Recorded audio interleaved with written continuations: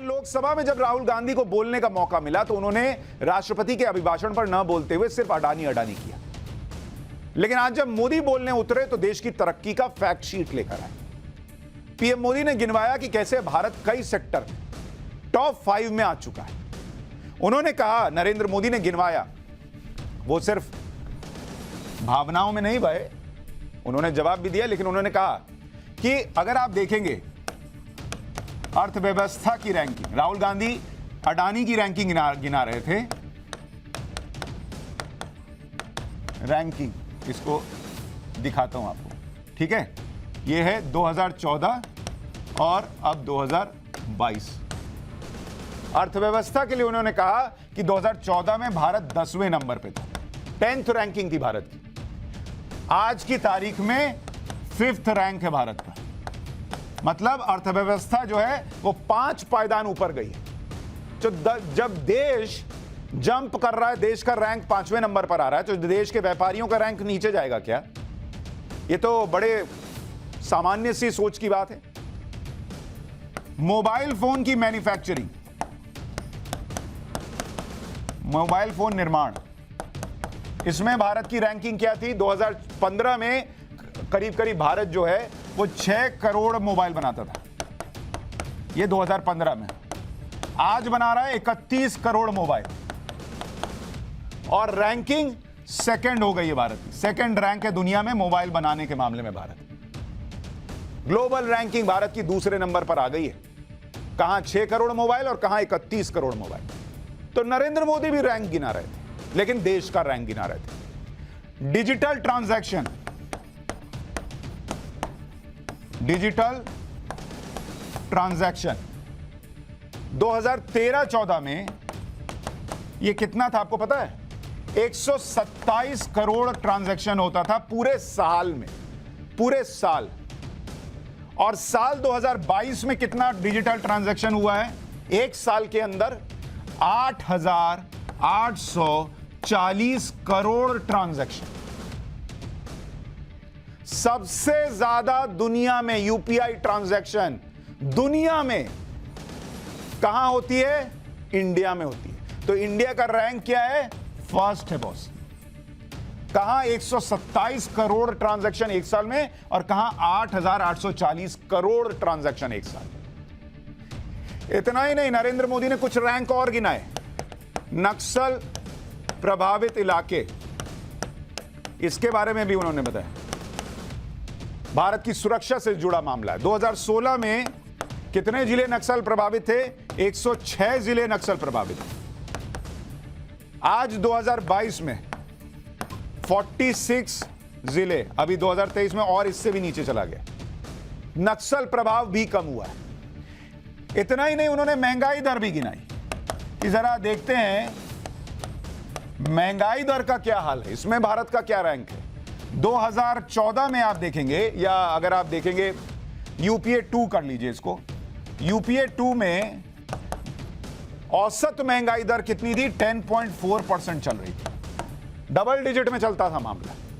आज दुनिया बाप बाप कर रही है, जब कोरोना के बाद और रूस यूक्रेन युद्ध के बाद तबाही है हर जगह। अमेरिका, ब्रिटेन, यूरोपीय देशों में रिकॉर्ड महंगाई है, तब भी भारत 5.7% पर है महंगाई दर भारत में।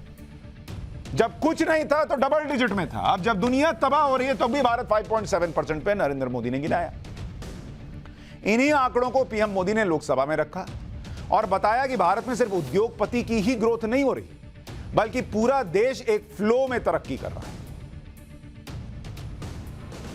आज भारत दुनिया में मोबाइल मैन्युफैक्चरिंग में दुनिया में दूसरा बड़ा देश बन गया है। घरेलू विमान यात्री, डोमेस्टिक एयर ट्रैफिक में आज विश्व में हम तीसरे नंबर पर पहुंच चुके हैं। एनर्जी कंजम्पशन प्रगति के एक मानदंड माना जाता है। आज भारत एनर्जी कंजम्पशन में दुनिया में एक कंज्यूमर के रूप में तीसरे नंबर पर हम पहुंच चुके हैं। रिन्यूएबल एनर्जी की कैपेसिटी में हम दुनिया में चौथे नंबर पर पहुंच चुके हैं। स्पोर्ट्स कभी हमारी कोई पूछ नहीं होती थी, कोई पूछता नहीं था। आज स्पोर्ट्स की दुनिया में हर स्तर पर भारत के खिलाड़ी अपना रुतबा दिखा रहे हैं, अपना सामर्थ्य दिखा रहे हैं। एजुकेशन समेत हर क्षेत्र में आज भारत आगे बढ़ रहा है। पहली बार, माननीय अध्यक्ष जी, गर्व होगा, पहली बार हायर एजुकेशन में एनरोलमेंट वालों की संख्या 4 करोड़ से ज्यादा हो गई।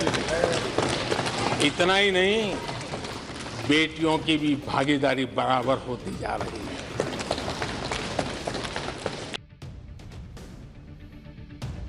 तो राहुल गांधी ने रैंक गिनाया, पीएम मोदी भी रैंक गिना रहे हैं।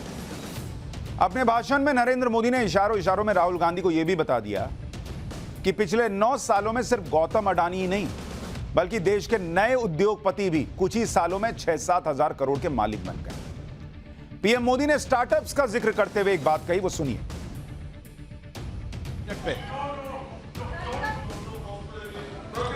भारत में 90,000 स्टार्टअप्स, और आज स्टार्टअप की दुनिया में हम दुनिया में तीसरे नंबर पर पहुंच चुके हैं। एक बहुत बड़ा स्टार्टअप इकोसिस्टम आज देश के टायर 2, टायर 3 सिटीज में भी पहुंच चुका है, हिंदुस्तान के हर कोने में पहुंचा है। भारत के युवा सामर्थ्य की पहचान बनता जा रहा है। माननीय अध्यक्ष जी, इतने कम समय में और कोरोना के विकट कालखंड में 108 यूनिकॉर्न बने हैं, और एक यूनिकॉर्न का मतलब होता है उसकी वैल्यू 6-7 हजार करोड़ से ज्यादा होती है। ये इस देश के नौजवानों ने करके दिखाया। प्रधानमंत्री मोदी ने स्टार्टअप्स का जिक्र किया। आपको उससे जुड़े कुछ फैक्ट्स बताता हूं। जब हम स्टार्टअप्स की बात कर रहे हैं, अरे मेरी कलम यहीं रह गई तो स्टार्टअप्स की बात कर रहा हूं। स्टार्टअप 2016 में कितने स्टार्टअप थे देश के अंदर, आपको पता है? 471 स्टार्टअप। 2022 में कितने स्टार्टअप हैं, आपको अंदाजा है? करीब 73,000 स्टार्टअप है। 73,471 से 2016 से 6 साल के अंदर 73,000 स्टार्टअप इस वक्त देश के अंदर है करीब। और स्टार्टअप से नौकरियां कितनी, आपको पता है? डायरेक्ट जॉब कहते हैं नौकरी। इन्हीं स्टार्टअप्स के जरिए 8,60,000 नौकरियां इन स्टार्टअप्स के जरिए। और यूनिकॉर्न 103 यूनिकॉर्न है 2022 तक। और यूनिकॉर्न के मामले में भारत की रैंक कितनी है?